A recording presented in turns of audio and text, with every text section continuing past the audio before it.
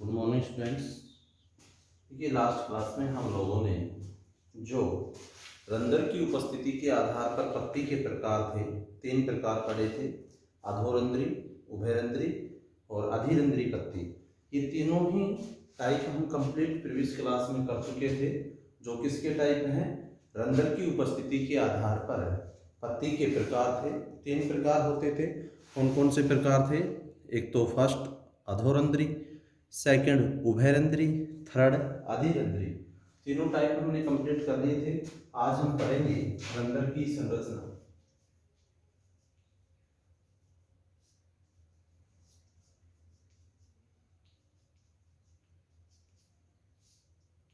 देखो रंध्र की संरचना, रंध्र क्या होते हैं ये हमने पहले ही पढ़ा था।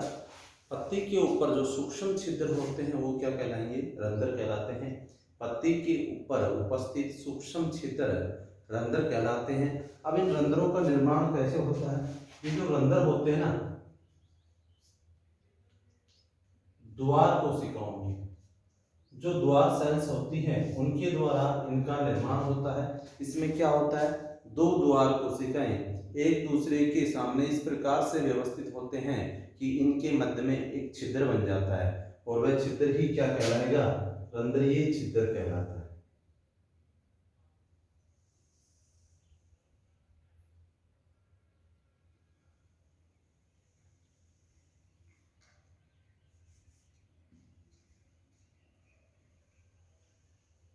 ये हमारे पास 2 द्वार कोशिकाएं होगी, एक दूसरे के साथ जब व्यवस्थित हो रहे हैं तो इनके मध्य में ये जो छिद्र दिखाई दे रहा है, इस छिद्र को ही हम क्या बोलेंगे? रंध्रीय छिद्र। क्या हो जाएगा? रंध्रीय छिद्र।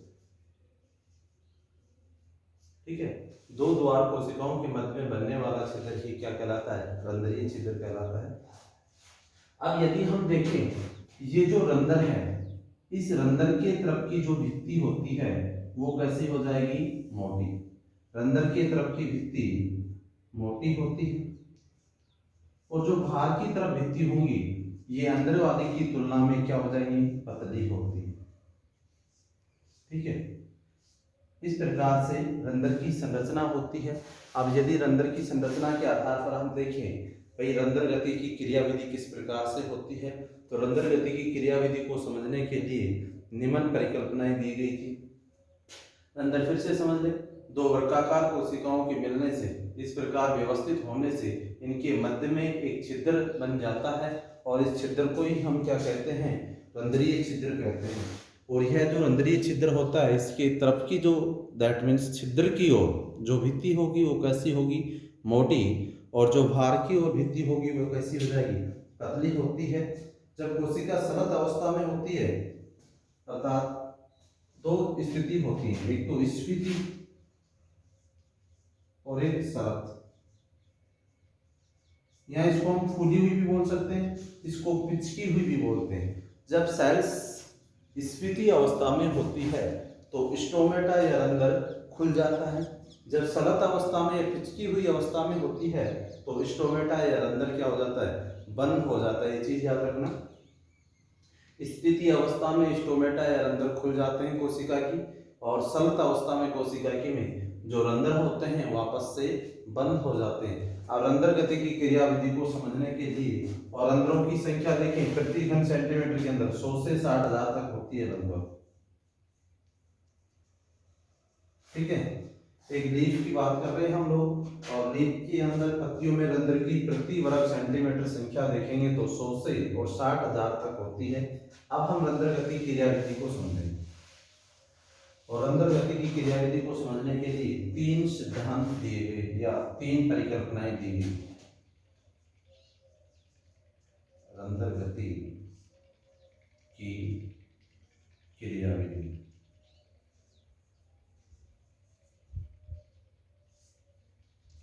सबसे पहले देखेंगे रंध्र गति क्या होता है।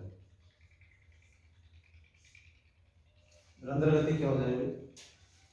रंध्रों के खुलने व बंद होने की जो क्रिया है वह प्रक्रिया या क्रिया ही क्या कहलाएगी? रंध्र गति कहलाती है। रंध्रों के खुलने व बंद होने की क्रिया ही रंध्र गति कहलाती है।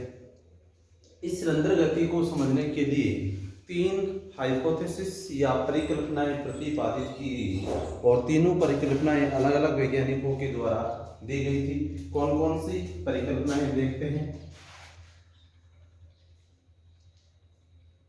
मांड शर्करा परिकल्पना,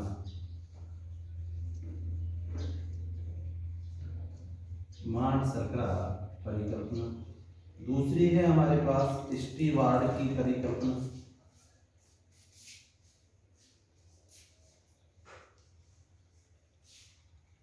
स्टीवार्ड की परिकल्पना। और तीसरी यदि हम बात करें तो हमारे पास है सक्रिय पोटेशियम आयन स्थानांतरण।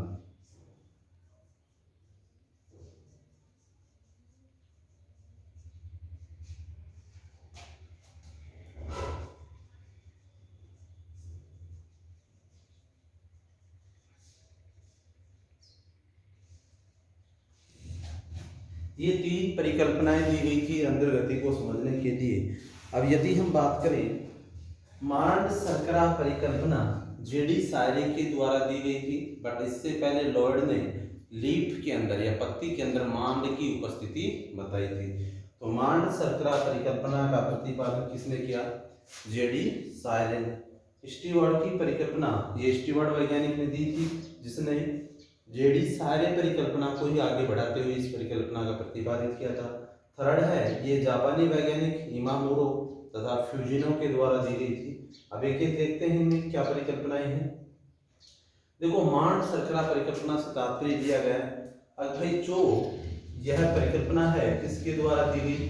जेडी सायरे द्वारा। जेडी सायरे वैज्ञानिक थे जिनके द्वारा यह परिकल्पना दी गई थी।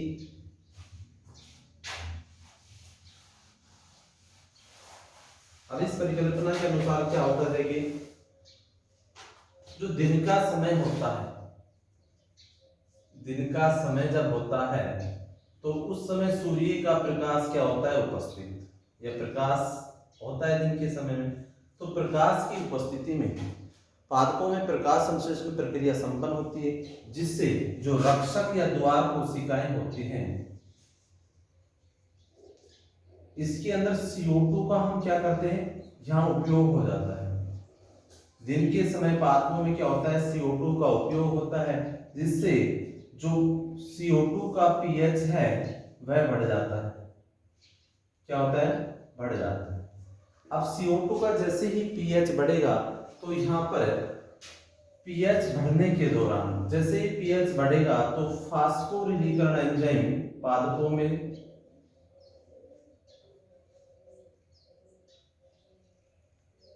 एंजाइम सक्रिय होता है।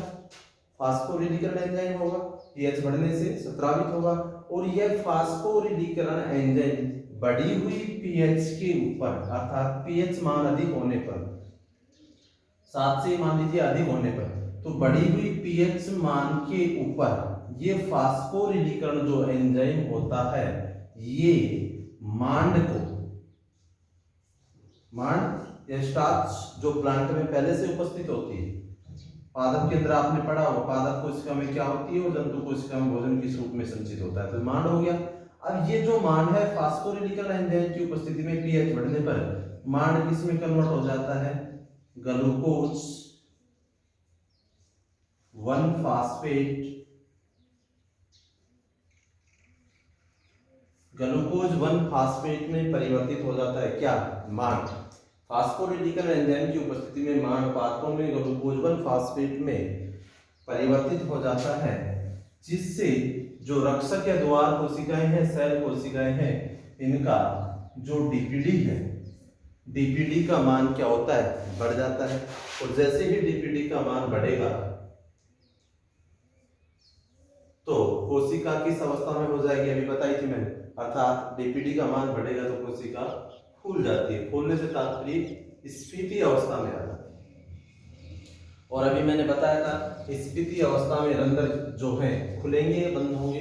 रंध्र खुल जाते हैं, तो रंध्र क्या होते हैं? खुल जाते हैं। हो गया रंध्रों की गति में। अब इसी को यदि देखें आगे, दिन के समय है ये क्रिया, लेकिन रात्रि के समय प्रकाश नहीं होता है, प्रकाश नहीं होता है तो रक्षक कोशिकाएं होती हैं, यहाँ पर CO2 का उपयोग भी नहीं होगा, CO2 का उपयोग नहीं होगा, तो CO2 का उपयोग नहीं होने के कारण CO2 की मात्रा क्या होती है, बढ़ जाती है। ठीक है, यहाँ पर कम हो रही थी हमारे पास, क्यों? क्योंकि CO2 का उपयोग हो रहा था। जब CO2 की मात्रा कम होगी तो pH क्या हो जाएगा, बढ़ जाएगा। लेकिन CO2 बढ़ जाती है तो pH वापस क्या हो जाएगा, कम हो जाएगा। जैसे ही pH कम होगा तो ये फास्फोरिलीकरण एंजाइम भी क्या नहीं होगा, एक्टिव नहीं होता है, और ये ग्लूकोज 1 फास्फेट जो है वापस किस में कन्वर्ट हो जाता है, मांड में हो जाता है, और कोशिका सलत अवस्था में आ जाती है और रंध्र फिर से बंद हो जाते हैं। रंध्रों के खुलने और बंद होने की प्रक्रिया मांड शर्करा परिकल्पना पर निर्भर होगी। कैसे हुई? भाई दिन के समय सूर्य का प्रकाश होगा, जिसे रक्षक या द्वार कोशिकाएं जो हमारे पास हैं, इसमें CO2 का उपयोग होता है। CO2 का उपयोग होने से यहाँ पर pH मान इसका बढ़ जाता है। pH बढ़ेगा तो जो फास्फोरिलीकरण एंजाइम क्या होता है, एक्टिव या सक्रिय होता है यहाँ पर, और फास्फोरिलीकरण एंजाइम पादप में मांड को किसमें परिवर्तित कर देगा, ग्लूकोज 1 फास्फेट में। जैसे ही ग्लूकोज 1 फास्फेट में परिवर्तित होगा तो इसका DPD का मान क्या होता है, बढ़ जाता है, और DPD का मान जैसे ही बढ़ेगा तो कोशिका फूल जाती है, स्फीति अवस्था में आती है, और स्फीति अवस्था में कोशिका होगी तो उसके रंध्र भी क्या होंगी, खुल जाएंगी, और रंध्र खुलने के पश्चात यदि हम इसको बंद देखें रंध्रों को, रंध्र यहाँ तक तो खुल गए, लेकिन रात्रि के समय ऐसा नहीं होता है, प्रकाश नहीं होगा तो रक्षक या द्वार कोशिकाओं में CO2 का उपयोग भी नहीं होगा, और CO2 का उपयोग नहीं होगा तो CO2 की मात्रा यहाँ पर ज्यादा हो जाएगी, जिसके कारण pH क्या हो जाता है, कम हो जाता है। जैसे ही pH कम होगा तो यह एंजाइम भी सक्रिय नहीं होगा, एंजाइम फास्फोरिलीकरण सक्रिय नहीं होगा, फास्फोरिलेज सक्रिय नहीं होगा, तो जो मांड ग्लूकोज 1 फास्फेट में परिवर्तित हो रहा था पहले दिन के समय, ये वापस ग्लूकोज 1 फास्फेट वापस किस में कन्वर्ट हो जाएगा, मांड में, और रंध्र दोबारा से क्या हो जाते हैं, बंद, क्योंकि यहाँ पर DPD बढ़ रहा है, वहां DPD क्या हो जाएगा, कम हो जाएगा। तो ये मांड शर्करा परिकल्पना दी गई, किसके द्वारा दी गई थी, JD सायरे के द्वारा दी गई थी। बट JD सायरे से पहले लॉयड 1923 में दी थी लगभग JD सायरे ने। JD सायरे से पहले मैंने बताया था लायड ने पादपों में मांड की उपस्थिति को बताया था। दूसरी परिकल्पना हमारे पास है स्टीवार्ड की परिकल्पना। देखो भाई स्टीवार्ड की परिकल्पना क्या होती है, सेम परिकल्पना हम बोले जो मांड शर्करा परिकल्पना थी, स्टीवार्ड ने इसको ही आगे बढ़ाते हुए अपनी परिकल्पना प्रस्तुत की। क्या किया, जो ग्लूकोज 1 फास्फेट है, स्टीवार्ड ने बताया ग्लूकोज 1 फास्फेट है, यह पादप में आगे किस में कन्वर्ट हो जाएगा, ग्लूकोज 6 फास्फेट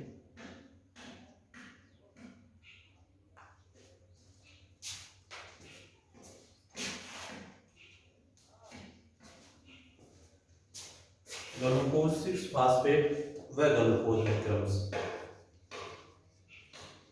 तो यहाँ पर इन्होंने इस परिकल्पना को आगे बढ़ाया और बताया ग्लूकोज 1 फास्फेट जो है बाद में क्रमशः ग्लूकोज 6 फास्फेट व ग्लूकोज में क्या हो जाता है, विभक्त हो जाता है या परिवर्तित हो जाता है।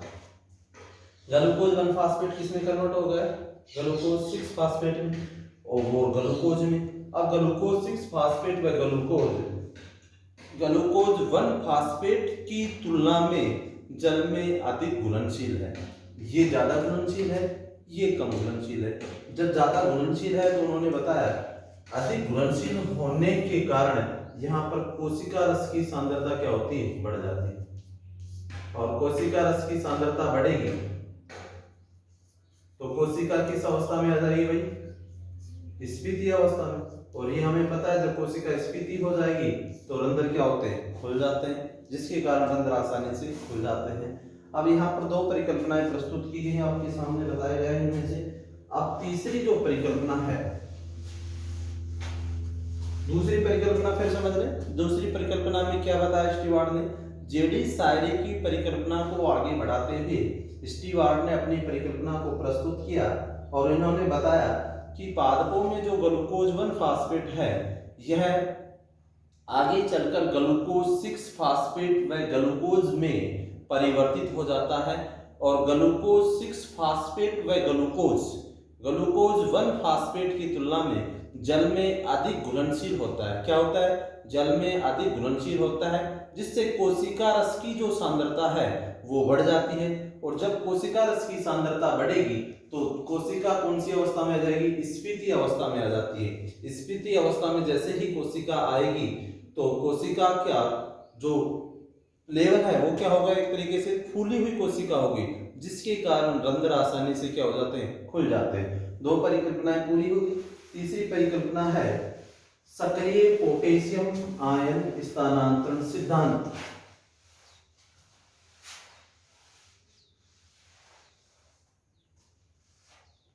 देखिए, सक्रिय पोटेशियम आयन स्थानांतरण किसने की? प्रस्तुत जापानी वैज्ञानिक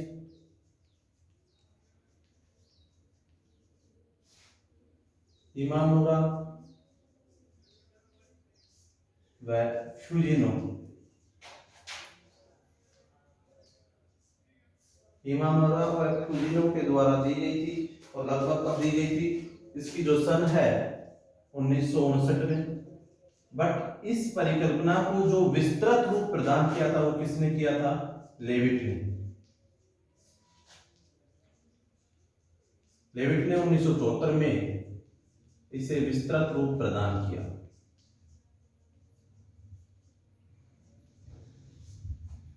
विस्तृत रूप प्रदान किया। क्या होता है इसके अनुसार? देखो भाई, जो दिन का समय जब होता है पादपों में, तो उस दौरान यदि हम देखें कोशिका सिद्धांत के अनुसार दिन के समय कोशिकाओं में मैलिक अम्ल का क्या होता है? निर्माण। और ये जो मैलिक अम्ल है इसका निर्माण दिन के समय हो रहा है। यदि हम देखें मैलिक अम्ल जब वियोजित होता है, एक तो संयोजित शब्द होता है, एक वियोजित। संयोजित का मतलब जुड़ना, वियोजित का मतलब क्या होता है? टूटना।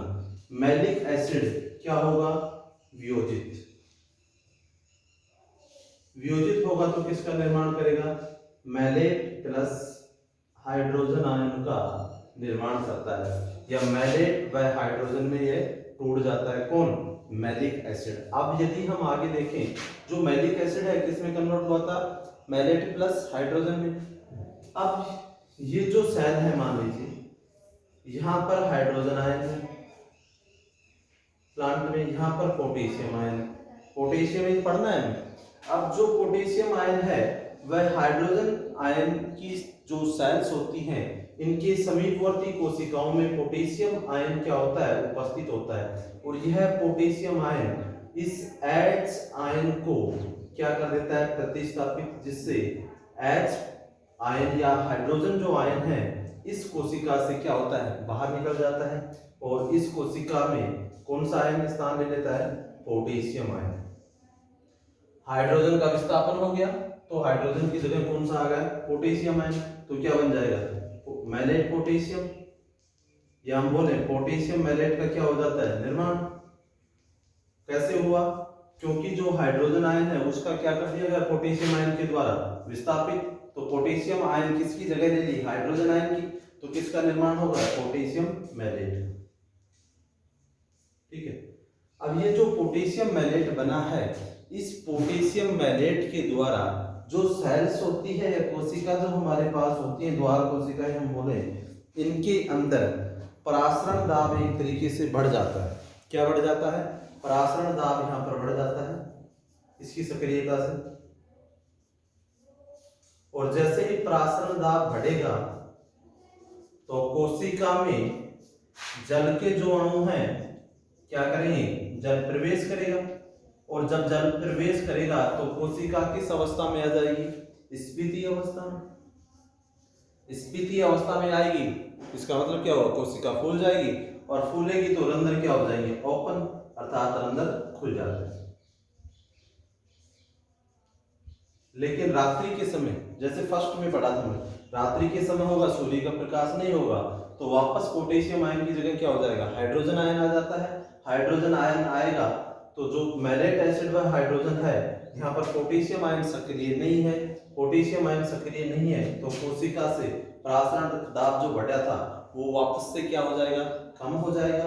जल के अणु क्या हो जाएंगे? बाहर निकलेंगे। कोशिका किस अवस्था में आ जाएगी, सलत या पिचकी हुई अवस्था में, जिससे रंध्र दोबारा से क्या हो जाते हैं, बंद। ये थोड़ा अलग है, फिर समझ लेना। विस्तृत रूप लेविट ने दिया, क्या बताया, दिन के समय जो प्लांट या पादप कोशिकाएं होती हैं, पत्ती की जो सेल्स बोले हम, जो कोशिकाएं या द्वार सेल्स होती हैं, उनमें मैलिक एसिड का निर्माण होता है, और यह मैलिक एसिड क्या होता है, टूट जाता है या वियोजित हो जाता है। जब वियोजित होगा तो मैलिक एसिड किस में बदल जाएगा, मैलेट प्लस हाइड्रोजन आयन में यह बदल जाता है। अब जो हाइड्रोजन आयन है, इनके समीपवर्ती कोशिकाओं में क्या होते हैं, पोटेशियम आयन होते हैं। ये पोटेशियम आयन हाइड्रोजन आयन को विस्थापित कर देते हैं। विस्थापित करने के पश्चात पोटेशियम आयन हाइड्रोजन आयन की क्या कर लेते हैं, जगह ले लेते हैं।